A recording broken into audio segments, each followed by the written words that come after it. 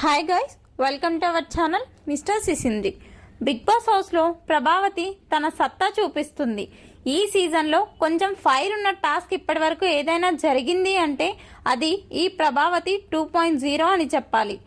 ఇక ఇదిలా ఉంటే ఈ వారం ఎలిమినేషన్ కోసం మొత్తం 8 మంది ఇంటి సభ్యులు నామినేషన్లోకి రావడం జరిగింది.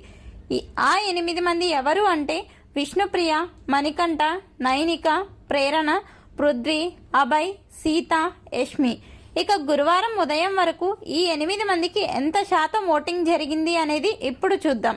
ఇక ఈ సీజన్ టైటిల్ విన్నర్ రేసులో దూసుకుపోతున్న విష్ణుప్రియ ఓటింగ్లో ఎవ్వరికీ అందనంత ఎత్తులో ఉంది.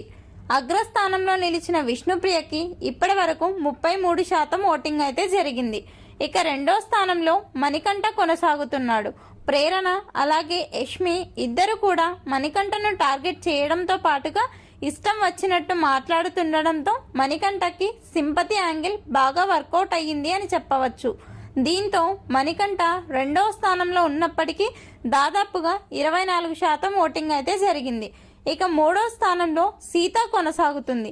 సీతకి ఇప్పటి వరకు 12% ఓటింగ్ అయితే జరిగింది. సీత హౌస్లో నిఖిల్తో క్లోజ్గా కొనసాగుతుండడంతో నిఖిల్ అభిమానులు కూడా సీతకి మద్దతుగా ఓట్ల వర్షం కురిపిస్తున్నారు. ఇక 4వ స్థానంలో నైనిక కొనసాగుతుంది. నైనికాకి ఇప్పటి వరకు 11% ఓటింగ్ అయితే జరిగింది. ఇక 5వ స్థానంలో యష్మి కొనసాగుతుంది. యష్మికి ఇప్పటి వరకు 10% ఓటింగ్ జరిగింది. ఇక 6వ స్థానంలో పృథ్వీ కొనసాగుతున్నాడు. పృథ్వీకి ఇప్పటి వరకు 9% ఓటింగ్ అయితే జరిగింది.